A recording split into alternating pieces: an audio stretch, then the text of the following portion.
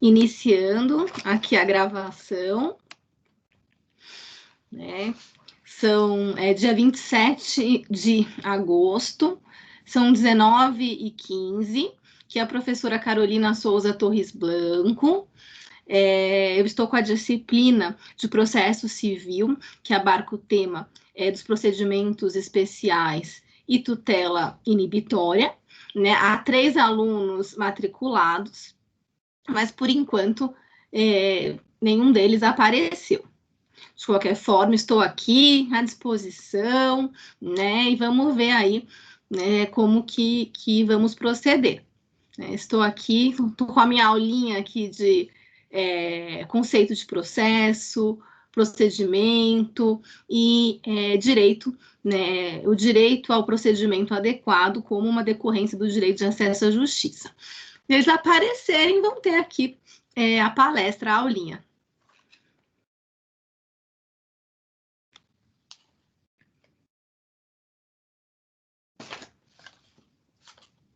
Enquanto isso, né, vou estudando.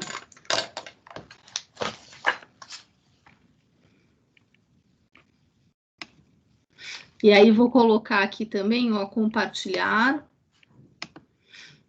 Ixi. Que não há nenhum participante.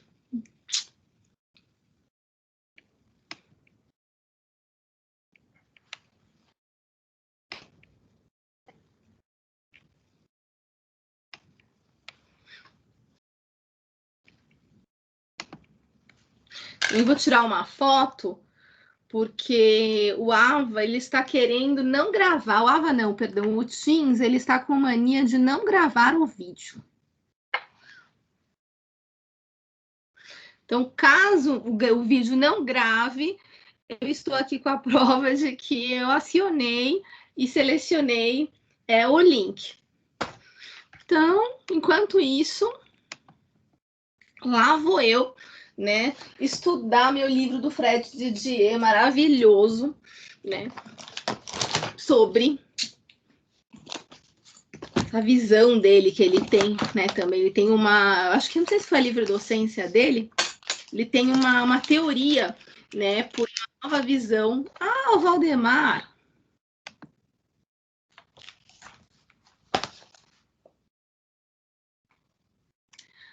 Olá, Valdemar, seja bem-vindo. Boa noite.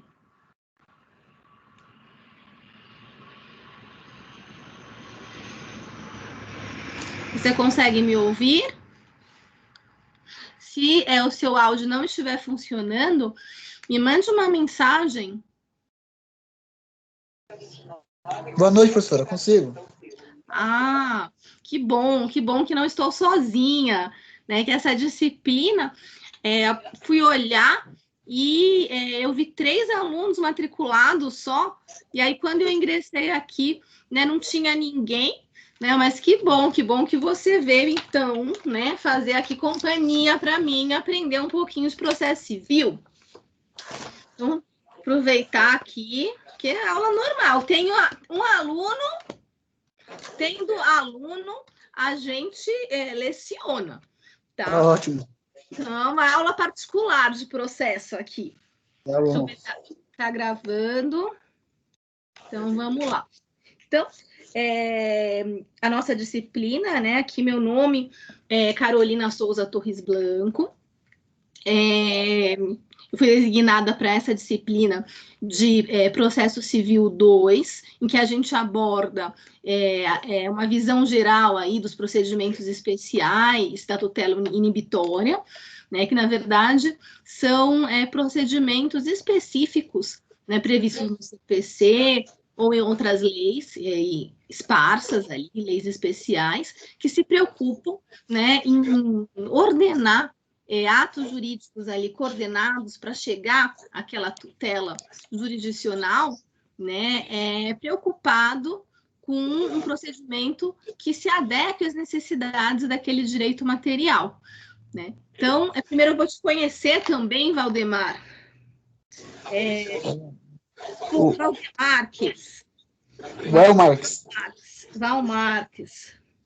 Então, você, Val Marques, você é aluno de qual semestre? Do 10º. Do 10º semestre. Ai, que bom! Então, você já tem aí uma visão bem geral, bem legal aí, tanto do direito processual quanto do direito material.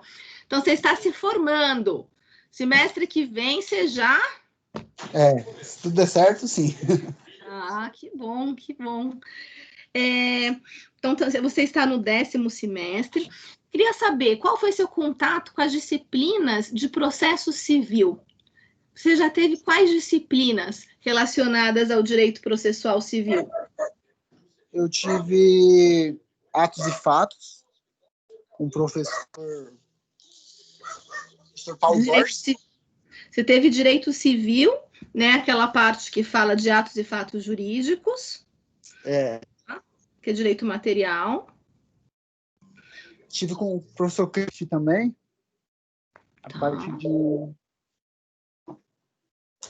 Não lembro agora. De direito processual, você teve teoria geral do processo, processo de conhecimento. Oi? Isso mesmo. Tá. Não, porque essa nossa disciplina, ela vem aí como uma fase aí posterior à teoria geral do processo e o procedimento de conhecimento, o processo de conhecimento geral, né? Então, é bom eu saber, porque às vezes a grade, ela coloca aí uma determinada disciplina, e às vezes o aluno não teve uma determinada base, aí eu preciso adaptar, né, para saber exatamente qual é. Então, você teve teoria geral do processo. Certo. Teve processo de conhecimento. Também tive. E deixa eu ver mais um momento.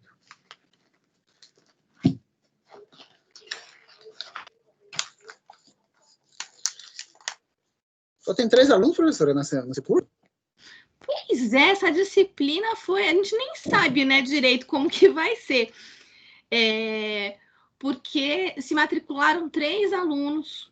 Você escolheu a disciplina? Não, o sistema já direcionou aqui para a nossa matéria? Apareceu na sua grade? Foi o sistema, porque você não tive disciplina. Apareceu, porque eu tinha uma DP, mas não era dessa matéria.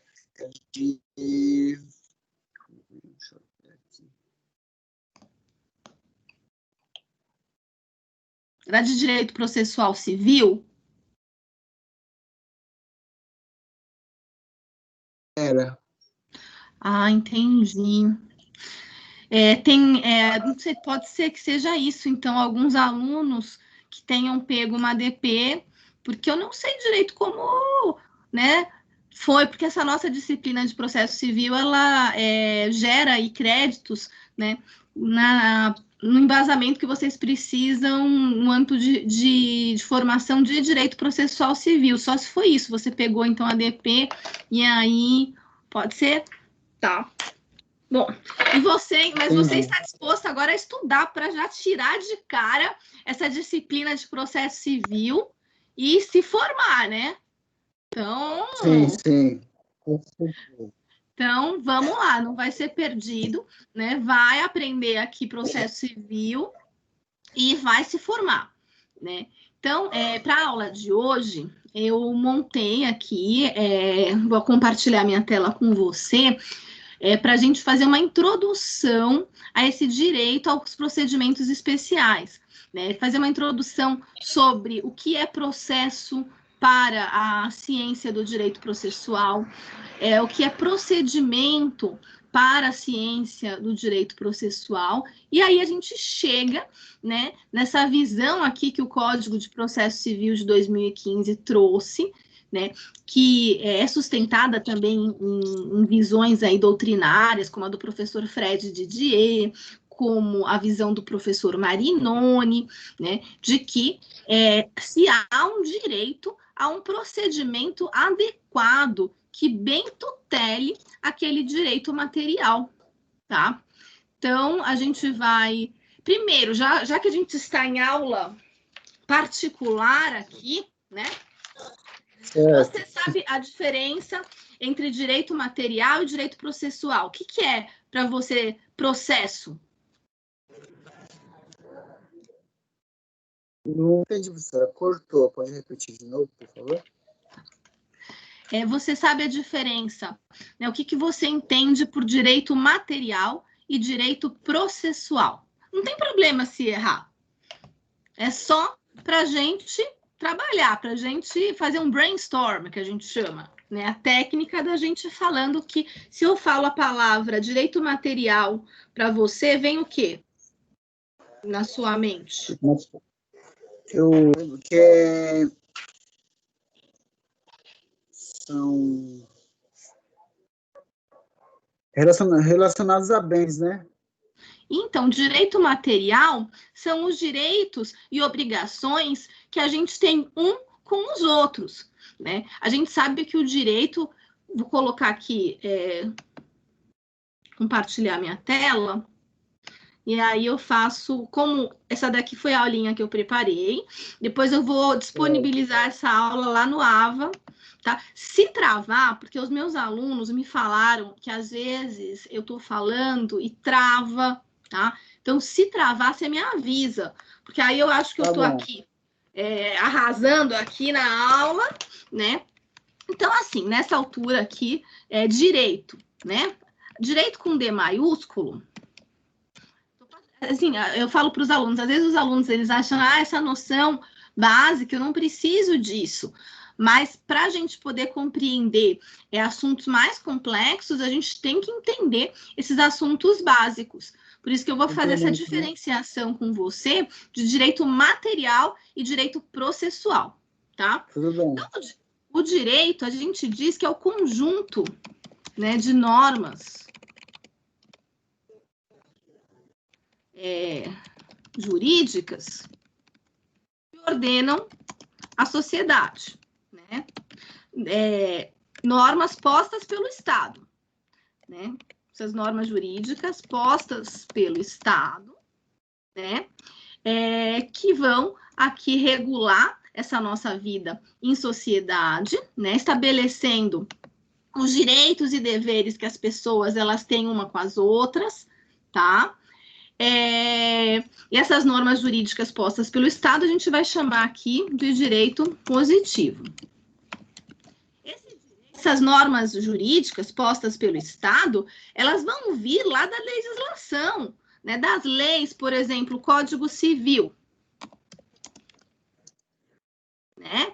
O Código Civil, né, ele traz ali, você já no 10º semestre, já viu tudo, né, estabelece aqui esses artigozinhos, e desses textos que estão nesses artigozinhos, a gente extrai as normas, que o que deve e não deve ser feito, os direitos e deveres que as pessoas têm umas com as outras, né, então, nesse direito aqui, que a gente vai chamar de direito material, a gente vai ter aqui normas que vão regular os direitos que as pessoas têm umas com as outras, tá? Então, o direito material que a gente chama vão ser essas normas que vêm aqui da legislação que trata, né, de direitos e deveres que as pessoas têm umas com as outras, regulam os conflitos de interesses, os interesses entre as pessoas, tá? Então, o direito civil, né, vai ser... a gente vai extrair no direito civil as normas jurídicas que vão regular os direitos e deveres que as pessoas têm umas com as outras, né? Coordena, né, os interesses das pessoas. Interesses das pessoas que, né, vivem nessa sociedade, né? Estabelece os direitos e deveres que as pessoas elas têm uma com as outras, tá?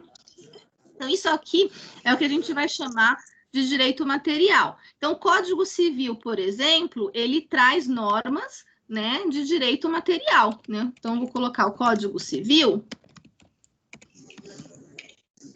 Ele traz normas de direito material, né? Estabelece, né, os direitos que os sujeitos eles têm um em face do outro, tá?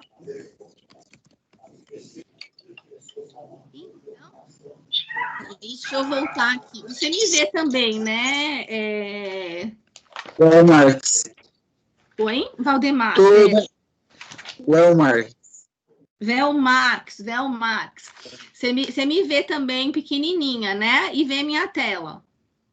Tô vendo só o Word, só. Só o Word? Agora apareceu. Apareceu? Ah, tá.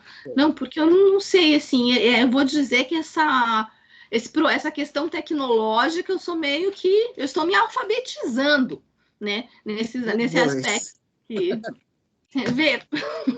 Nossa, essa pandemia, viu?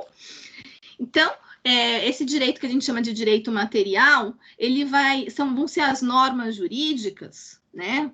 Vão ser as normas jurídicas, mas é conjunto aqui das normas jurídicas, né?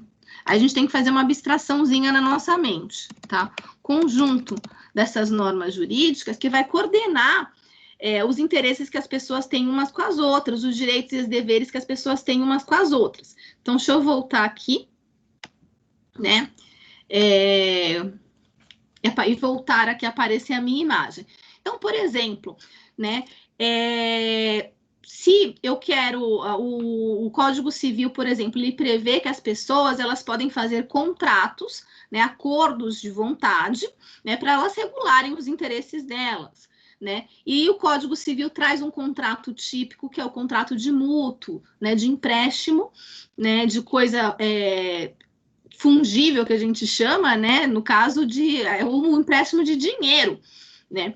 Então, por exemplo, se o Valdemar, né, empresta dinheiro para a Carolina, né, faz um contrato de mútuo, né, o Código Civil, que traz normas de direito material, ele vai regular nessa relação jurídica material entre, né, na verdade, essa relação, ela vai regular lá o contrato, ela vai regular que desse contrato se nasceu essa relação jurídica de direito material, que é o dever da Carolina pagar aí os R$1.000 mais os juros, correção monetária na data lá estipulada para pagar esse dinheiro para o Valdemar, e que o Valdemar tem o direito de exigir esse dinheiro, tá? Então, veja que o Código Civil ele se preocupa em regular relações jurídicas entre os sujeitos, né, os direitos que os sujeitos têm. Então, a gente vai dizer que chama de direitos subjetivos, né, com Szinho minúsculo. O que significa? Significa que o Código Civil ele vai estabelecer, né, direitos e deveres entre os sujeitos, tá? Que a gente chama de direito material. Então, por exemplo,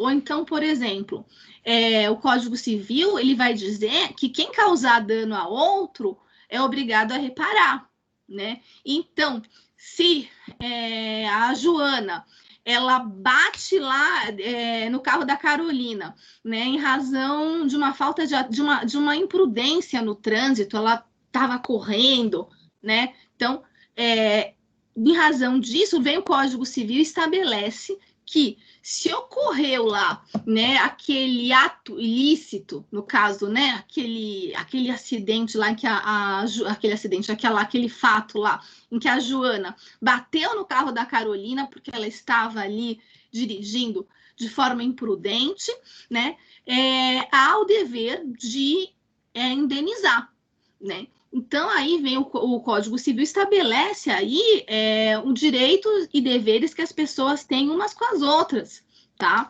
Que é o que a gente vai chamar do direito material. Só que você concorda comigo que de que adianta eu estabelecer só os direitos materiais, os direitos que as pessoas têm umas com as outras, se eu não tenho meios de fazer com que essa norma de direito material que está lá, que diz que o Karl Marx tem aí o direito de exigir o dinheiro que emprestou para a Carolina com os juros, né? Ou a Carolina tem o direito de exigir a reparação de dano que a Joana lá causou em razão daquela atitude dela imprudente, né? No trânsito, né? De que adianta, né, eu ter esses direitos materiais previstos, né, que estabelecem os direitos que as pessoas têm, se eu não tenho um meio de assegurar que essa norma seja obedecida à força, no caso de que um dos sujeitos, o sujeito que tem o dever, né, jurídico, que ele não queira, né, cumprir voluntariamente aquele dever, né?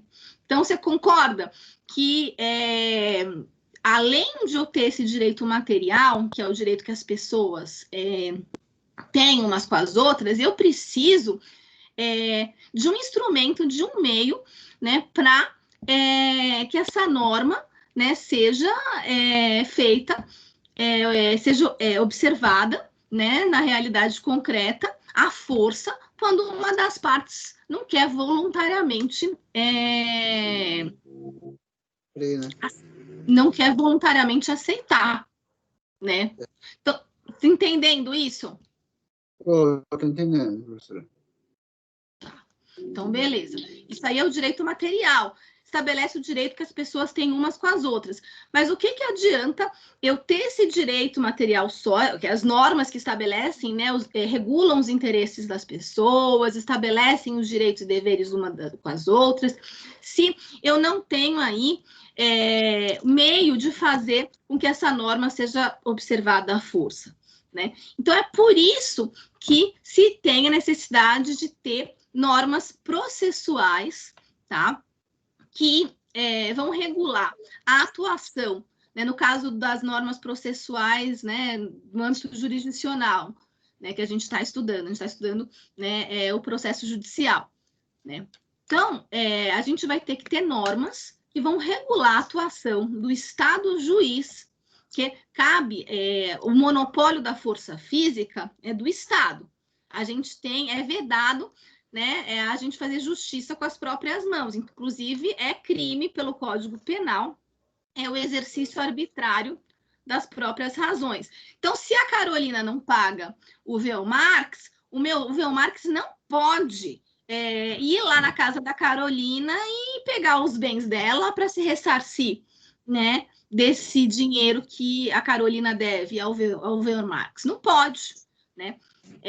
Porque é vedado, né, esse exercício arbitrário, que a gente vai chamar, né, de autotutela. Não pode o Velmarx mesmo, né, fazer cumprir a norma, né? Na verdade, assim, o código, a lei, ela admite só, às vezes, alguns casos que a gente chama de autotutela, que é a pessoa mesmo fazer valer pela força o cumprimento da lei, que é no caso, né, de uma situação de legítima defesa, no caso da ação possessória que a gente vai estudar, também há a previsão de que é possível, quando uma pessoa ela sofre um esbulho, que é alguém ir, né, tentar pegar a sua posse, né, invadir sua propriedade, né, você pode, usando moderadamente os meios, né, repelir aquela invasão pela força, mas são raros os casos que a gente tem de autotutela, que a gente chama, né?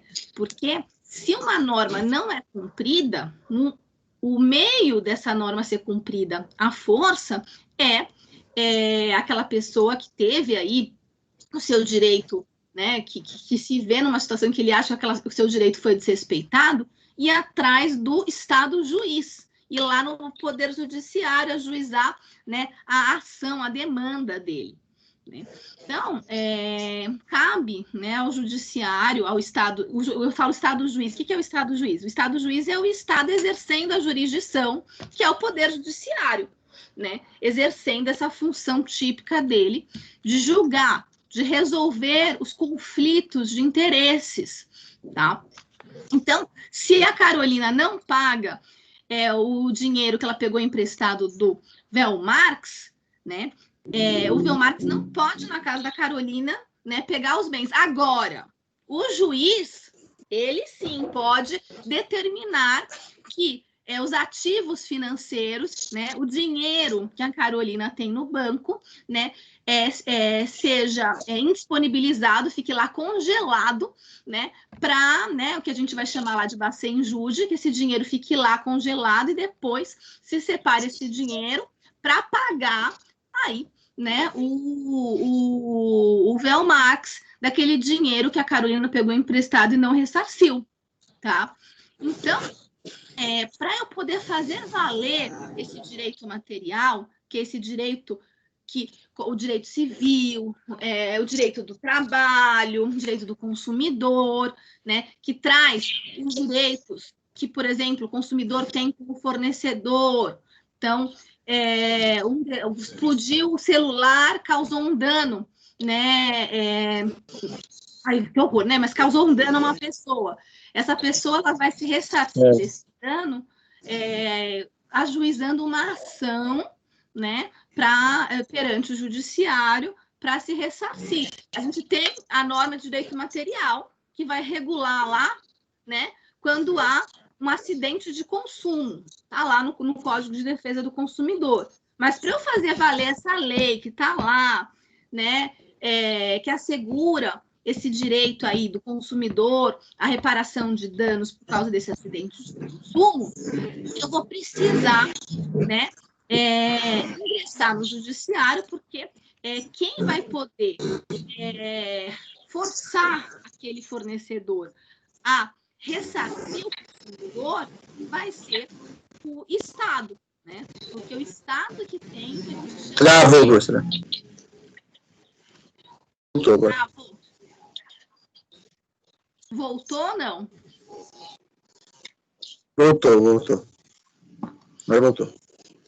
Então, é o Estado que tem essa força física, esse monopólio da força física, tá?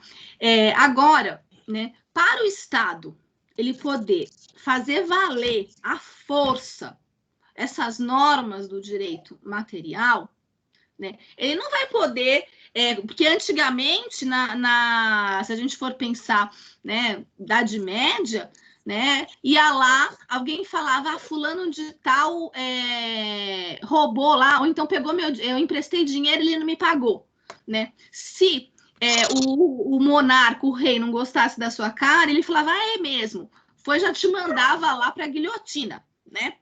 Mas agora não é assim.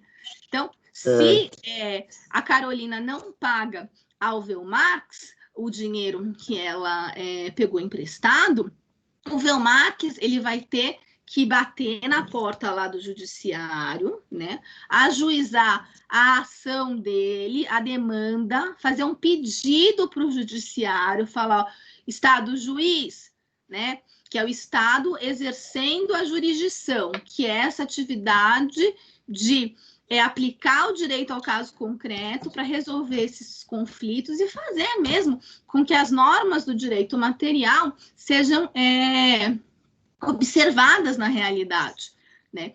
E aí o Velmarx vai fazer, né, aquele pedido ao judiciário, vai ajuizar a demanda dele, né? E o Estado juiz ele vai dar uma resposta ao Velmarx, dizendo se ele tem ou não razão, se a demanda, o pedido lá que ele fez de que ele quer que o Estado juiz, né, condene a Carolina a pagar, né, os R$1.000 mais correção monetária, mais juros, né? O juiz ele vai, né, dar essa tutela para o Velmarx, dizer, olha, vou condenar a Carolina a pagar, né? Mas ele vai fazer isso após, né, um trâmite processual, né? Após todo o encadeamento de vários atos que devem se suceder no tempo, que estão previstos também, né, toda uma regulamentação desses atos, toda uma regulamentação de direitos e deveres que o autor tem em face do réu, o autor tem perante o juiz, né, todo um feixe de direitos e deveres no âmbito do processo, para, ao fim, chegar à decisão em que o juiz vai dizer: olha, o Velmarx tem razão, eu vou atender o pedido do Velmarx. Realmente, eu estou olhando aqui, foi provado que, né, o que o Velmarx alega, que que a Carolina, que há um contrato, sim. Então, a situação de direito material, né, que o Velmarx está alegando, ela realmente foi provada. A Carolina pegou, fez um contrato com ele, e não há nenhuma prova aqui de adimplemento. A Carolina teve a oportunidade de se defender, não juntou nenhuma prova de que ela adimpliu, de que ela cumpriu aquela obrigação. Então, realmente, vem o juiz e fala: eu julgo esta ação, eu julgo esta demanda, né? Essa pergunta aí que o Velmarx fez para o juiz: juiz, condene a Carolina porque eu tenho um contrato com ela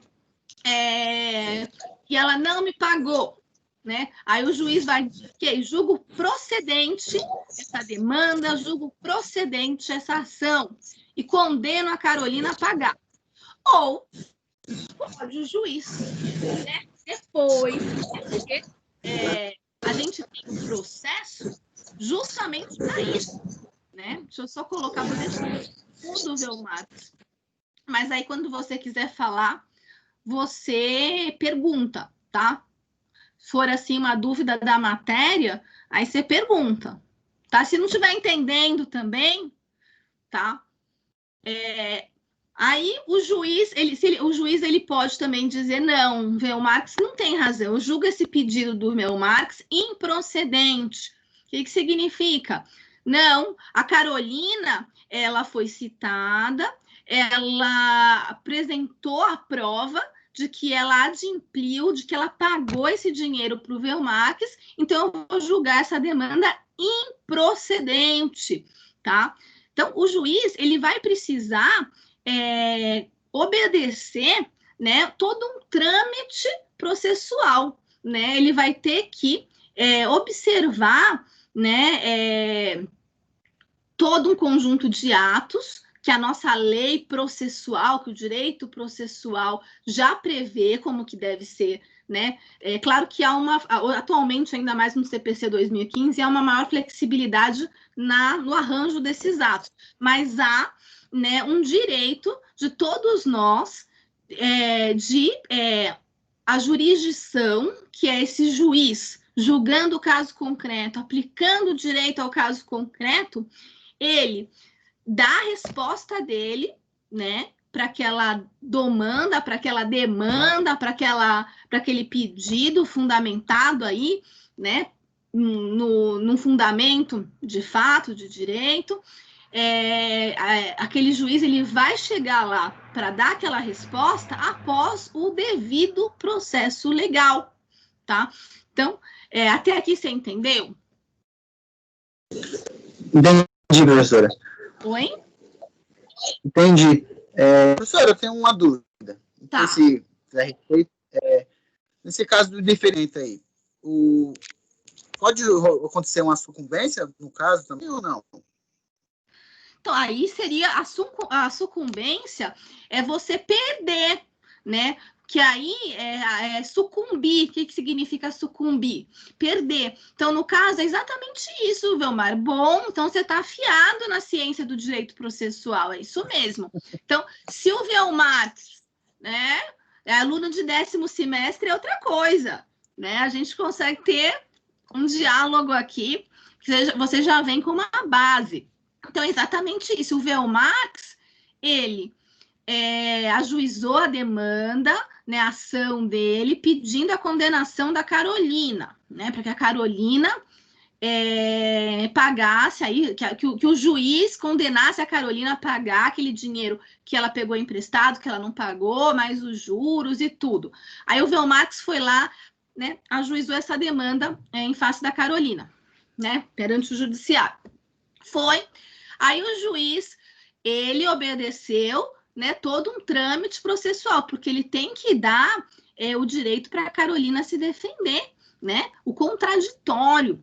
Aí foi a Carolina, fez a contestação dela, ela falou, não, não, não, não, não, né? O que o autor, o Velmarx, está alegando não é verdade. Olha aqui, seu juiz, né? Eu apresento a prova do adimplemento. O Velmarx, ele assinou aqui esse recibo, né? Aí o Velmarx, na verdade, o Velmarx já tinha esquecido, né? Suponha, né? E aí, realmente, o documento era verdadeiro, porque se fosse um documento falso, a gente poderia ter uma coisa que é um incidente, que é pedir para o juiz para ele verificar se aquele documento é verdadeiro ou falso, né? Se aquele documento for falso, aí o Velmarx ele iria fazer um pedido, né, para o juiz, né, que ia ser um incidente para verificar a falsidade documental, mas não é o caso, né? Então, Carolina apresentou o recibo, né, que o Velmarx tinha assinado. Aí o juiz, quando ele foi decidir, ele falou, julgo essa demanda, julgo esta ação improcedente, né? E ainda vai condenar o Velmarx nos ônus da sucumbência. O que é isso, né? Todo o dinheiro que a Carolina gastou com advogado, com custas processuais, né? Na verdade, assim, o dinheiro que a Carolina gastou com custas processuais, né? Porque a gente tem que pagar cada atozinho que a gente faz, a gente tem que juntar.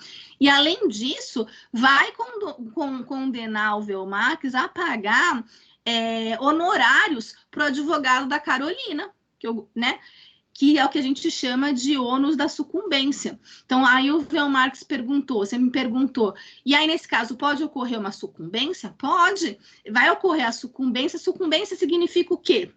Sucumbir, perder. Então, você se ajuizou a sua demanda, fez um pedido lá para o juiz, e o juiz, ele falou, não, Velmarx não tem razão, né? Aí, você sucumbiu, você perdeu. E, de acordo com as normas do direito processual, né, a gente faz aqui esse paralelo, de acordo lá com o Código de Processo Civil, que é uma norma de direito processual, né, o juiz vai condenar, por exemplo, a 20% aí, né, de honorários sucumbenciais para pagar aí ao honorário ao advogado da Carolina e ressarcir, né, todas as custas processuais. Independente da situação, vai ter que pagar ainda pode se ver como caracterizado uma litigância de má-fé, porque suponha que o Velmarx tenha ingressado com essa ação sabendo que a Carolina tinha pago, né, porque ele queria pinicar lá, aborrecer a Carolina, né? Então, no caso, realmente o Velmarx já está afiado, né? Você já está afiado e sim, pode ocorrer uma sucumbência, né? Então, as normas que vão regular este processo, né, essa atuação desse Estado juiz, né, atos que esse Estado juiz precisa, né, fazer, seguir, direitos e obrigações que essas partes no processo têm umas com as outras, né, porque, por exemplo, se eu tenho, o juiz indeferiu, né, um pedido meu, né, para uma perícia, né, depois eu posso recorrer e eu tenho o direito de assim proceder, né, então, no caso, né, a gente vai ter as normas de direito processual que vão regular esse processo, tá? Então, agora você já sabe dizer o que é norma de direito material e norma de direito processual, né? Que norma de direito material são aquelas que estão lá no direito material que a gente chama, que regulam os direitos que as pessoas têm umas com as outras, aí no âmbito aí, né, da sociedade, né? Então, o direito de alimentos, que uma criança tem em face aí do pai, né? O direito a ser indenizado, como no caso da Carolina, que a Joana, por uma conduta imprudente ali, foi lá e bateu no carro. O direito, né, do Paulo de ser indenizado pelo fornecedor, né? Porque pela Samsung, né? Porque o celular foi lá e explodiu, né? Isso são normas de direito material, que vão regular, né, o que a gente chama de relação jurídica. Relação jurídica são as relações que estabelecem direitos e deveres entre as pessoas, né? Estabelece aí, por exemplo, a gente tem um direito à prestação, né? No caso, um direito